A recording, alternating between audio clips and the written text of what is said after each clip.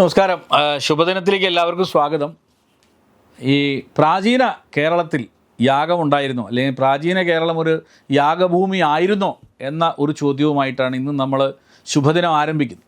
യജ്ഞയാഗങ്ങൾ സിന്ധു സരസ്വതി നാഗരികതയുടെ ഭാഗമായിരുന്നു എന്നതിനെക്കുറിച്ചാണ് നമ്മൾ ഇന്നലെയൊക്കെ ചർച്ച ചെയ്തത്.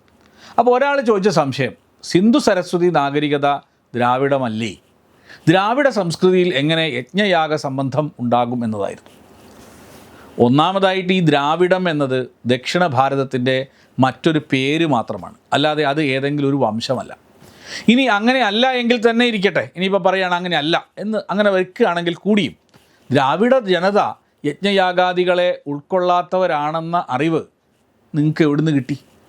ദ്രാവിഡ ജനതയുടെ ഏറ്റവും പ്രാചീനമായ സാഹിത്യം സംഘകാല കൃതികളാണല്ലോ. ഈ പ്രാചീന കൃതികളിൽ ഇത് സംബന്ധിച്ച് യജ്ഞയാഗങ്ങളെക്കുറിച്ച് എന്താണ് പറഞ്ഞിട്ടുള്ളതെന്ന് നിങ്ങൾക്കറിയാമോ? നമ്മളത് പഠിക്കണ്ടേ? സംഘകാല കൃതികളിൽ തന്നെ ലഭ്യമായ ഏറ്റവും പുരാതനമായ രചന പുറനാന്നൂറിലെ 2-ാം പാടലാണ്. ആ കവിതയിൽ തന്നെ നമുക്ക് വേണ്ടത്ര തെളിവുകളുണ്ട്. ചേരമാൻ പെരുഞ്ചോട്രു ഉദിയൻ ചേരലാതൻ്റെ ചേരരാജ്യത്ത് ബ്രാഹ്മണർ ശ്രൗതയാഗത്തിനുള്ള ത്രേതാഗ്നികൾ സൂക്ഷിച്ചതിനെക്കുറിച്ച് ആദരപൂർവം പറയുന്നുണ്ട് ഈ കവിതയിൽ. ആഹവനീയം, ദക്ഷിണം, ഗാർഹപത്യം എന്നിവയാണ് ഈ ത്രേതാഗ്നികൾ എന്ന് ഞാൻ കഴിഞ്ഞ എപ്പിസോഡിൽ പറഞ്ഞിരുന്നു. യാഗത്തിൽ 3 വ്യത്യസ്ത ആകൃതികളിലുള്ള കുണ്ഡങ്ങളിലാണ് ഇവ ജ്വലിപ്പിക്കുന്നത്. ഈ 3 അഗ്നികളെ കാണാൻ ഈ ഏപ്രിൽ മാസം നടക്കുന്ന കോഴിക്കോട് അതിരാത്ര യാഗഭൂമിയിലേക്ക് വന്നാൽ മതി, നിങ്ങൾക്ക് കാണാൻ സാധിക്കും. ഞാൻ ഡേറ്റ് ഒരിക്കൽ കൂടി പറയാം. ഏപ്രിൽ 17 മുതൽ ഏപ്രിൽ 26 കൂടി. അപ്പോൾ പറഞ്ഞു വരുന്നത്, ഏറ്റവും പുരാതനമായ സംഘകാല ലിഖിതത്തിൽ തന്നെ ചേരനാട്ടിൽ വ്യാപകമായിരുന്ന യാഗസംസ്കൃതിയെക്കുറിച്ചാണ്. ചേര രാജാവായിരുന്ന അന്തുവൻ ചേരൻ സ്വയം ഒരു വേദജ്ഞാനിയായിരുന്നു.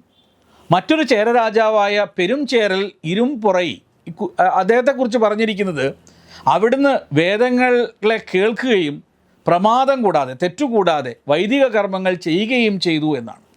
ചേര രാജാക്കന്മാരായ പള്യാനൈ, ചെൽക്കെഴു, കെട്രുവൻ, നെടും ചേരലാതൻ തുടങ്ങിയവരെല്ലാം വൈദിക യജ്ഞ സംസ്കൃതിക്ക് നൽകിയ ആദരവിനെക്കുറിച്ച് ചേര ചരിത്രത്തിൽ നമുക്ക് പഠിക്കാൻ പറ്റും.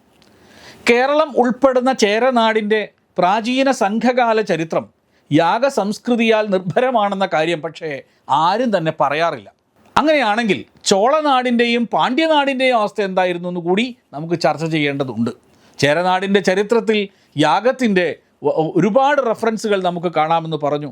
ഇനി ചോള നാടിൻ്റെയും പാണ്ഡ്യനാടിൻ്റെയും അവസ്ഥയിൽ യാഗങ്ങൾക്ക് എന്ത് പ്രസക്തിയായിരുന്നു ഉണ്ടായിരുന്നത്, അതിന് എന്തെങ്കിലും സാധ്യതകൾ അന്ന് ഉണ്ടായിരുന്നോ എന്നുകൂടി ചർച്ച ചെയ്യുമ്പോഴേ ഈ ദ്രാവിഡ സംസ്കാരത്തിൽ യാഗയജ്ഞങ്ങളെ എങ്ങനെ ആളുകൾ കണ്ടു എന്ന് നമുക്ക് ബോധ്യമാവുകയുള്ളൂ. ആ വിഷയത്തെക്കുറിച്ച് നാളെ ചർച്ച ചെയ്യാം എന്ന് പറഞ്ഞുകൊണ്ട് എല്ലാവർക്കും ശുഭദിനം ആശംസിച്ചുകൊണ്ട് നമസ്കാരം.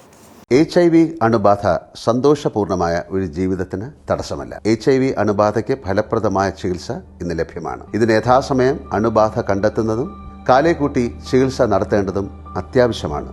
സൗജന്യമായ ചികിത്സയും മാർഗനിർദ്ദേശങ്ങളും സർക്കാർ ആശുപത്രികളിലെ ART അഥവാ ഉഷസ് കേന്ദ്രങ്ങളിൽ ലഭ്യമാണ്. ആരോഗ്യ സംരക്ഷണം ഓരോരുത്തരുടെയും ഉത്തരവാദിത്തമാണ്.